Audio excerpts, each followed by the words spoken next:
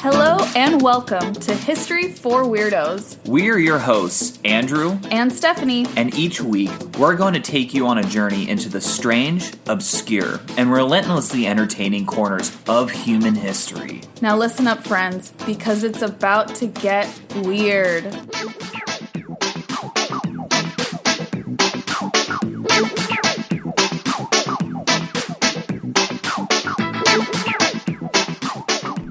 Weirdos, it's your boy Andrew, and welcome to episode number 32 of the History for Weirdos podcast. Welcome back. Welcome back. I don't know about you, but I'm pretty excited about this one. Stephanie gave me a little bit of a sneak peek on what she's going to be talking about, and needless to say, I'm pretty excited about that. Yay, I'm so glad to hear that. I am excited, to share as well. Should I just dive in? You know what? Let's just get straight to it. Yeah, let's just get straight to it. So, hi, weirdos.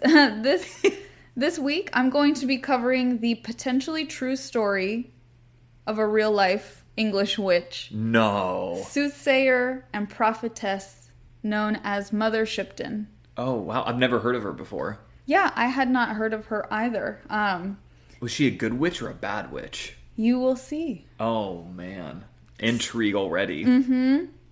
And yeah, like I said, it's the potentially true story of a real-life witch, but we will get into that probably more towards the end. Potentially with an asterisk. Yeah, potentially true life story. So, she was born Ursula Soothsayer. I think I'm pronouncing it right. She was known by many names, such as the Witch of York, the Yorkshire Seer, the Devil's Daughter. Oh my goodness. But she was most popularly known as Mother Shipton. Oh, okay. She was mostly known for two things. One, apparently being very conventionally unattractive. And two, her ability to see the future. Wow, it's crazy that she's known for being ugly. Yes. It's kind of sad. I know. Also, can we just take a moment here and realize that her first name is Ursula? Ursula. Like the sea witch. Yeah. Yeah. I know. Coincidence? I think not. Absolutely not. I agree. So while a lot of accounts of her life are questionable, historians do believe that she was a real historical person due to plenty of records mentioning her.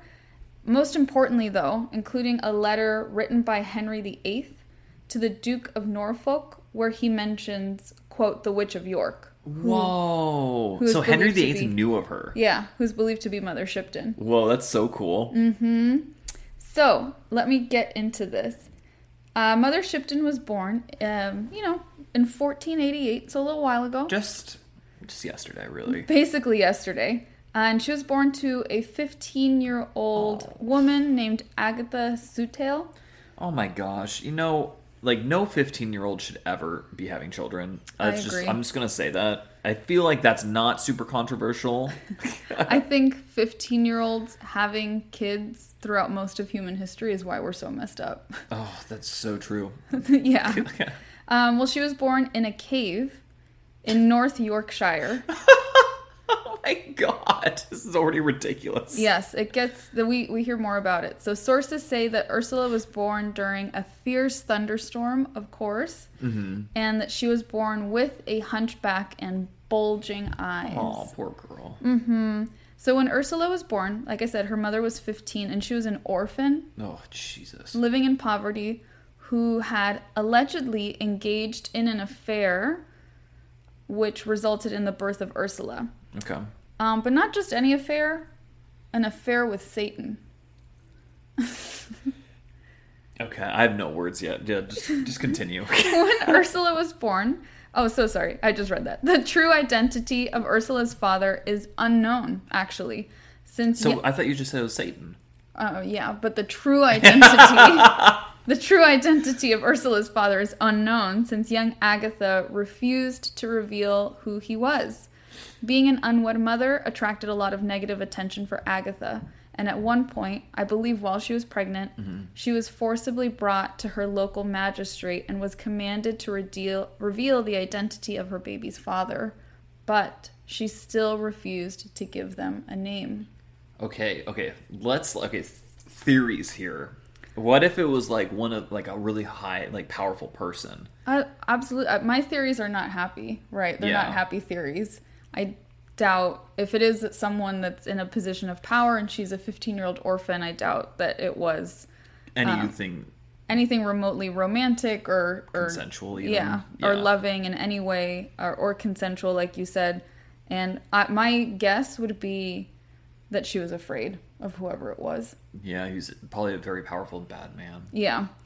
So that's my theory. It could also be, maybe, I feel like less likely. It could be that she really loved whoever it was and wanted to protect his identity. Oh, like the Scarlet Letter. Yeah, possibly something like that. But I do think it's more likely that she was acting out of fear or, something potentially traumatic happened to her. But due to the scandal, Agatha was ostracized since she refused to reveal the man's name.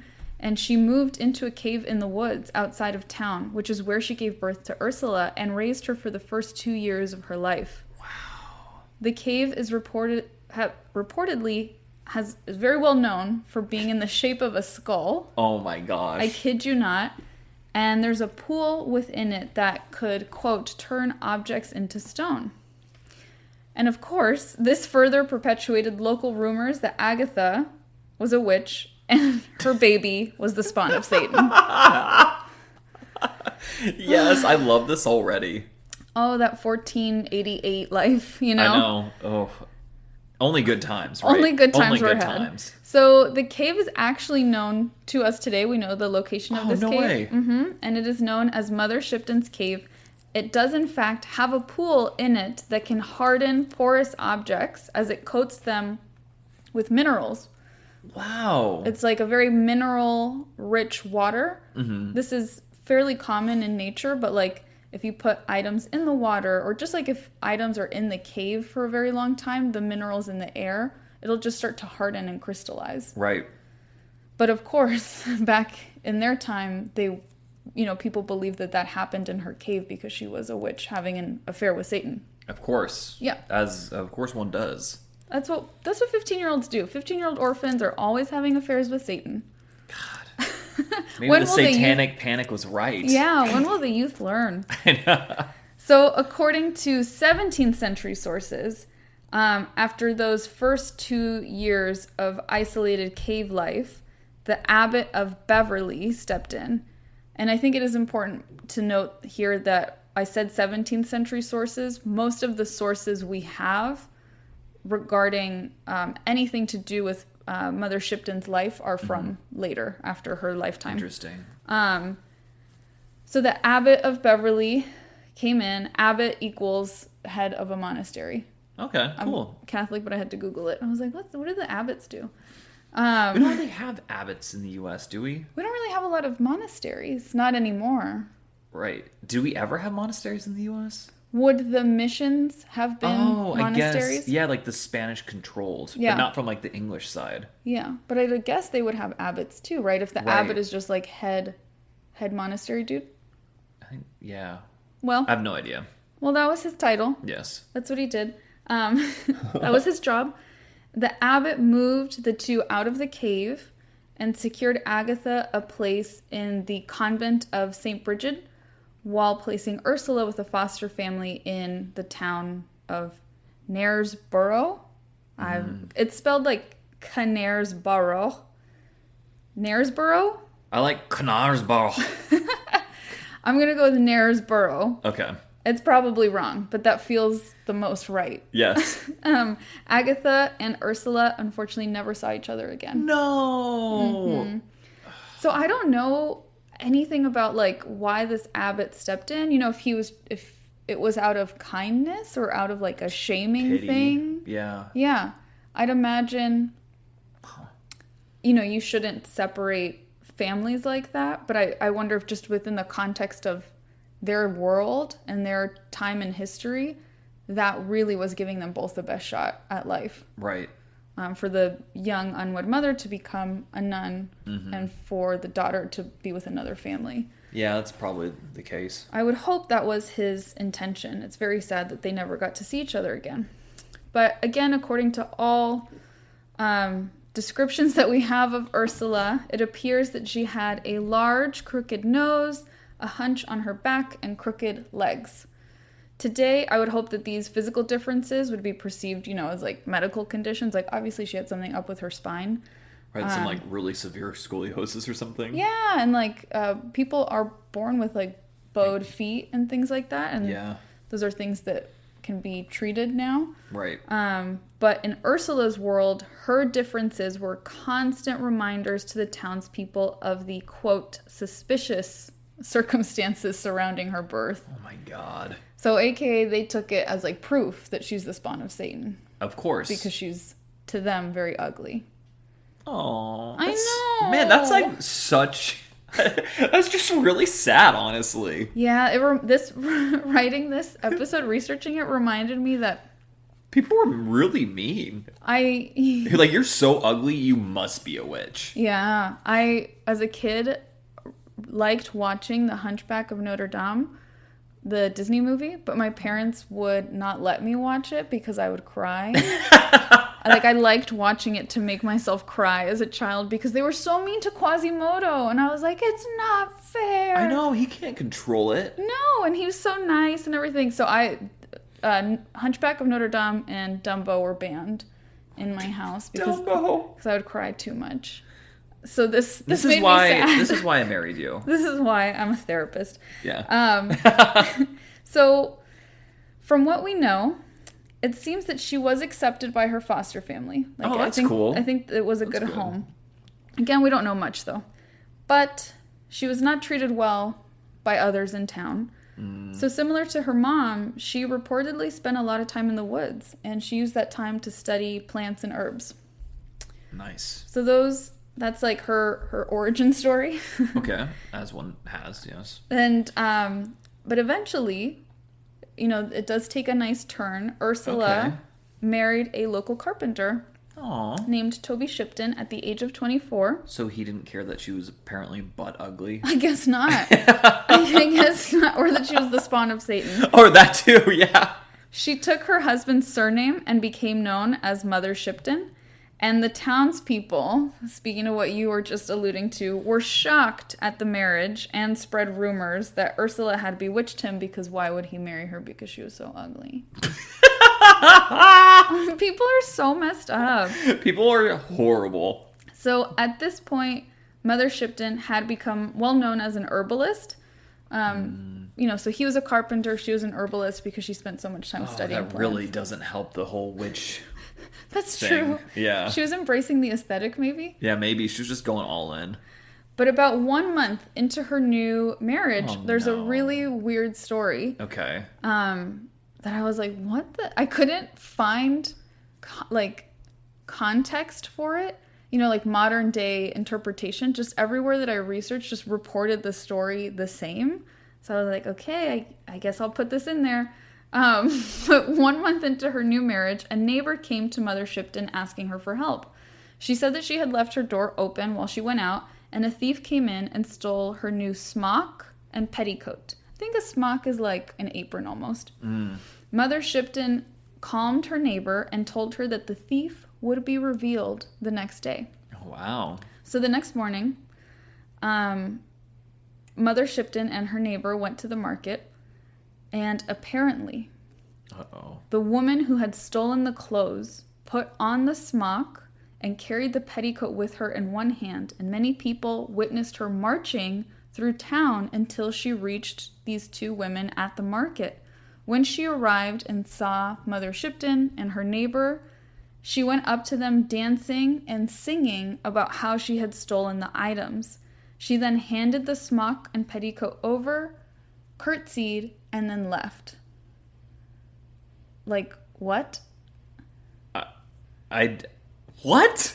Isn't that weird? That's so weird. That reminds me of our Dancing Plague episode. Yes. So hashtag throwback. Throwback, if you haven't listened to it. That was episode 3, I think. Yeah. So it's a while back.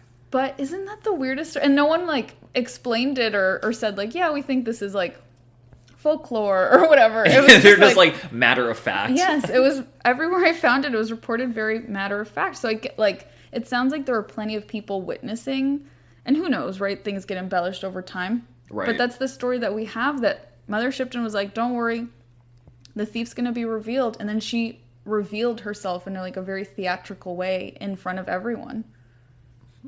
Isn't that interesting, right? Well, I guess if you're going to get caught, that's like one way to get caught. Yeah, well, I think it's not that she got caught, right? Right. The thinking is that Mother Shipton put a spell on her and she confessed. Of course. You didn't catch that? No, I did catch that. Okay. Yeah, I was very well aware. I was concerned for a second. So Mother Shipton then became a great resource for the town, providing her herbal remedies and potions, and she began to gain a lot of respect from the people in town. Respect. So things were looking around, right? Things were turning around. She is married, and I think it was like a marriage of love. Wow. And now she's gaining the respect of the people in town who've always feared her and ostracized her due to her physical appearances and the circumstances surrounding her birth. Quick aside, do you know where ostracism comes from? Is it the Romans? No. Is it the Austrians? No. Is it the Greeks? It is, but which Greek city? Think of like the most famous one. Troy. That was not a Greek city. Sparta. Good guess. So it's the second. Athens. There you go. Okay.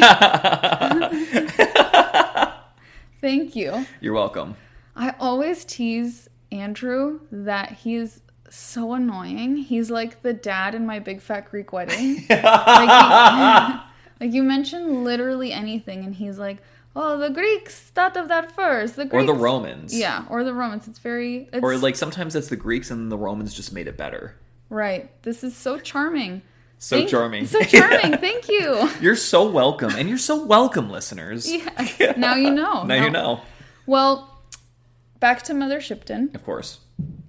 Unfortunately, just 2 years after that weird like petticoat incident, in 1514, her husband Toby died, and rumors quickly spread that Mother Shipton had caused the death. Aww. She was heartbroken by the loss of her husband and the cruel rumors that started up about her again. Yeah. So she moved back into the woods, into the cave where she was born. No. She moved in there like voluntarily. Oh my God. Okay. There she continued to create potions and remedies. She became more and more well known for her skills again, and soon people from far away would travel to get help from her. Damn. I really don't understand though the motivation to move back into the cave other than to be away from people because people suck. Like, why not build a house in the woods? Why a cave? She didn't know how to build a house. I don't know, People but were like poor. caves don't have doors. No, it must have been really cold too. It must have been so cold because this And is it's England. Like this isn't like It's not LA. LA. Yeah, even in LA, like this would be really freezing cold. like in the winter. I don't understand. Okay, as everyone else in the country laughs at us. Yeah. Okay, guys, it's been like in the 50s some days, okay? Yeah. It's been maybe really, like I think at one point, like at night, it was like 49 degrees at 1 in the morning. Basically freezing. That's basically freezing to us. So, yeah, that's what ended up happening. At least she continued, with her herbalist life. Herbalism. Yeah. But as her popularity grew, right, more and more people are like, wow, this lady, she's got the best potions. She's got the best remedies. You should go check her out. She got that potions, yo. Yeah, you should go check her out. She lives in this cave. It looks like a skull. She's weird, but she's cool. She's weird, but she's cool. That might describe us. They're weird, but they're cool. So as her popularity grew, she revealed to folks that she could see the future. No big deal. Also, can she drop some like Bitcoin, Ethereum prices for me? Like I'd have to explain to her what cryptocurrency is, and I have to explain to her what computers are, and then the electricity internet. and the internet. Yeah, electricity. The blockchain. God. Okay, okay, maybe it'll be worth it though. Yeah, I'm sure it would be worth it. Yeah. So she made prophecies of the town and its people, and it's reported that all of her prophecies came true. No big deal. Yeah. NBD. So it is said that she predicted, like a very famous prophecy of hers, was the death of Cardinal Wolsey. Oh, snap. He was a Catholic bishop, and he was Henry VIII's personal chaplain and Yeah. Lord Chancellor. So Wolsey will do a little bit of like context into him and his role because it makes the prophecy that I'll share make more sense. So Wolsey was initially highly favored by King Henry VIII and enjoyed a ton of power and freedom. I think he focused a lot more on like running the country basically, and he had the power of the church, and then he had the power of Henry being like, yeah, do whatever you want, I just want to party. But so he like Henry VIII loved him until he wanted to get that divorce, until Wolsey could not negotiate the annulment of Henry VIII's first marriage with Catherine of Aragon. Wolsey, I think he tried to talk him out of it for a while. Right. But then he was still on Henry VIII's side and went to the Pope and really like made a case for him, I guess. But since he failed, Henry VIII Henry VIII stopped loving him. That's basically it. He stripped him of his power and banished him from court. Damn. That's a fall from grace. Yeah, so Wolsey I don't think Wolsey was like a nice dude, so whatever. But he retreated to York to work on his actual like ecclesiastical duties, like to actually do his job. But he was, I think not too long after, summoned back by Henry VIII to answer to allegations of treason. And this was the charge that Henry VIII often used with people he grew bored of. Man, Henry VIII, honestly, he was such an asshole. He really was. I really don't like him. The more you like read about him, like obviously his like 6 wives is like that's like infamous, right? But like just beyond that, he was just such a piece of poop.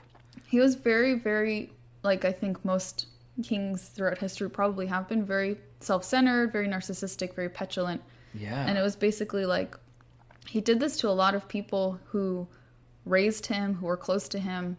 They like, if they didn't agree with him anymore, he's like, oh, treason, we'll kill you.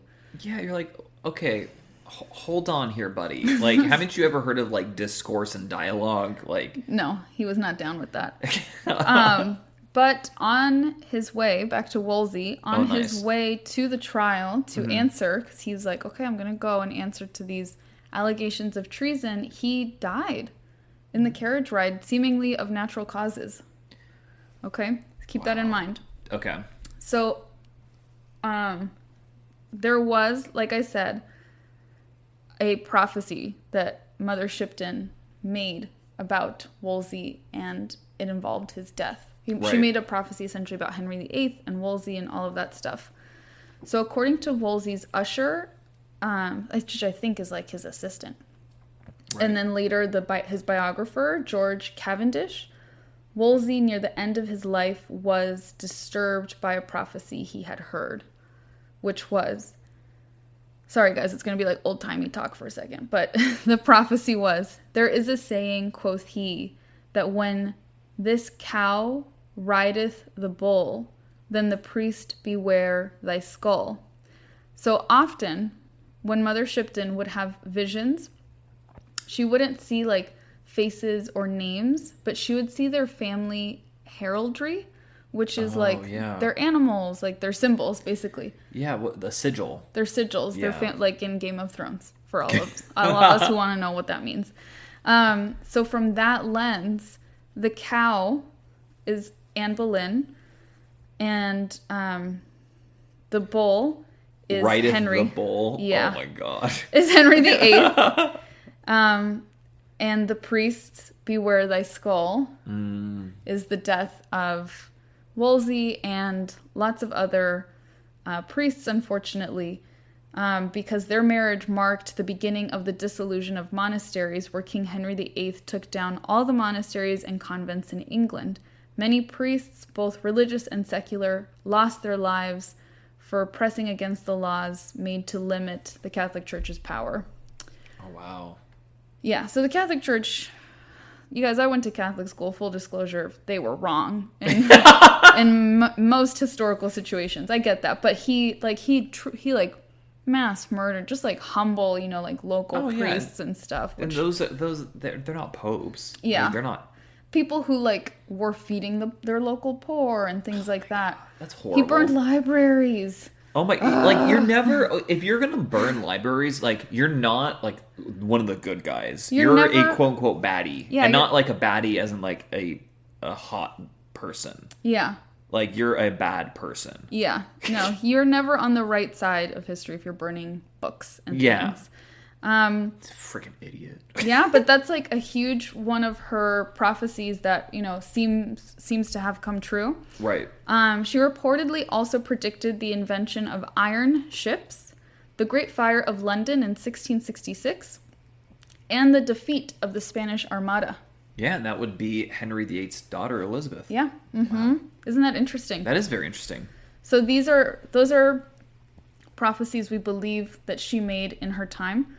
But one of the most famous of her supposed predictions includes this well-known rhyming phrase that I think has often been referenced throughout literature and things like that. The world to an end shall come in 1881. That was like her alleged prophecy of when the world would end. However, this prophecy was never heard of or published until 1862. And so she lived in, like, the early 1500s, so... Timeline's a little off. Timeline's just a wee bit off. So at this time, though, when it was published, and spread around, thousands of people across England and Europe were really freaked out that the doom, end of days was coming. But a decade after this prophecy was published, so 1872 about... some dude came forward, Charles Henley, and he's like, "Oh yeah, I made it up." Classic. I just thought it would be a good seller. So Yeah. Basically, he was just like, "Oh, this is a cash grab. Sorry, guys." Yes, but then he must have felt bad because he's like, "Wow, people are really scared as this date gets closer. I should probably tell them it was fake."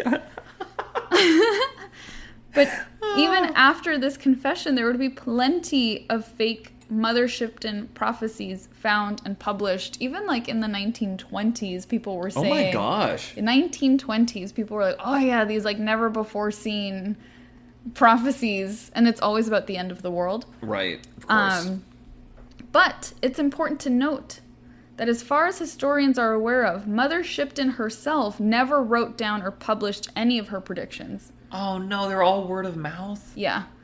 So it's likely that many of her prophecies were constructed after her death to add to the lore of Mother Shipton. Oh, man. Which is why I was potentially true. There's so much folklore surrounding this woman. Right. Oh, that's so frustrating. Yeah. And then after that, kind of after the Wolsey, Henry VIII predictions and the prophecies that I mentioned, I couldn't find almost anything else about her or her life. And I could only find one source that reported on her death, which said that she died of natural causes in 1561 at the age of 73. Oh my god. Isn't that weird? That's really weird. Mm-hmm.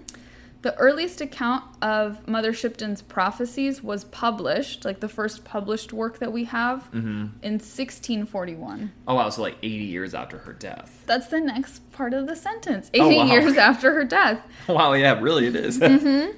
The story is the documentation of Mother Shipton's life was recorded by a woman named Joanne Walker, who knew her as a young girl and heard her stories. Right. And transcribed them, from memory.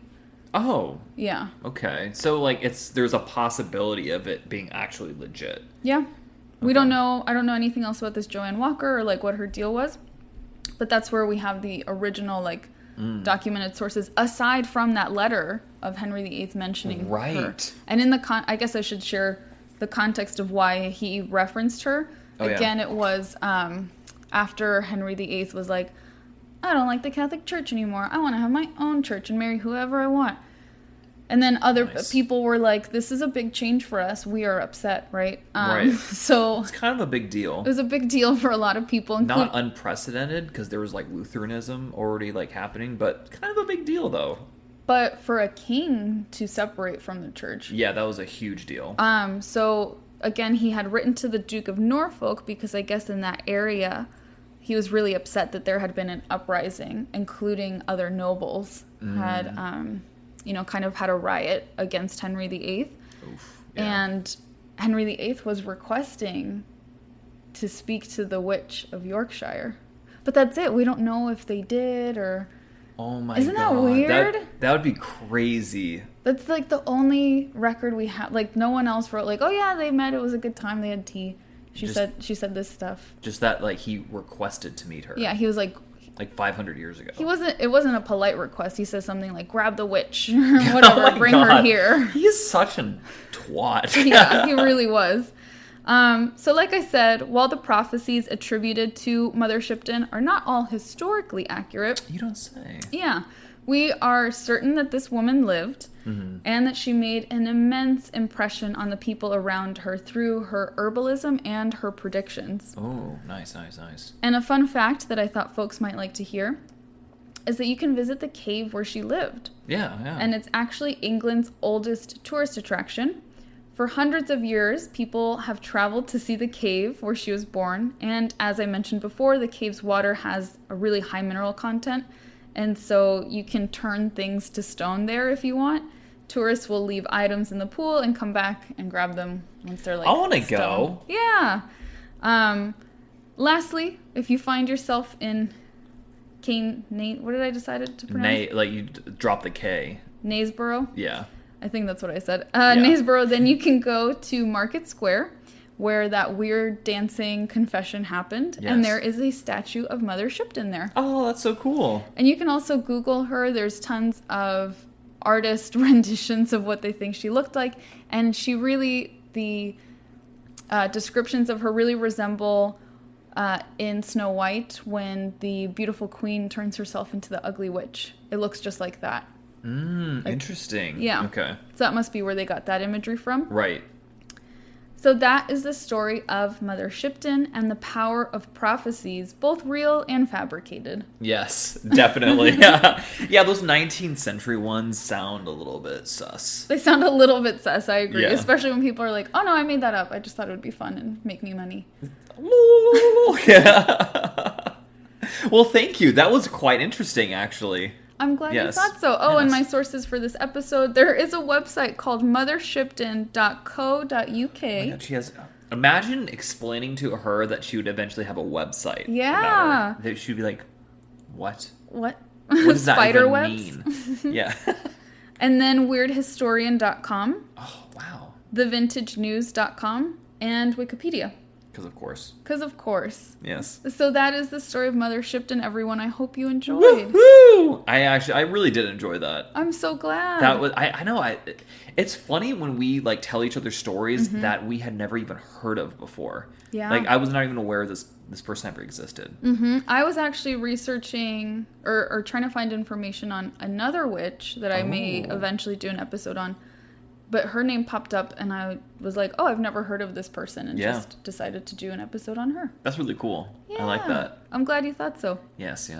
Well, I think that wraps it up for this week. Yes, it does. Thank you all for listening. Yes, thank you guys. And you can keep up with us at the History for Weirdos Instagram account, which I believe is just at History for Weirdos. Yes, and as always, please, what do we want them to do, my love? We want you guys to subscribe and rate us on whatever podcast listening platform you listen to us on. Yes, and if you are an awesome weirdo, which there are many out there who've already done that, we thank you so much.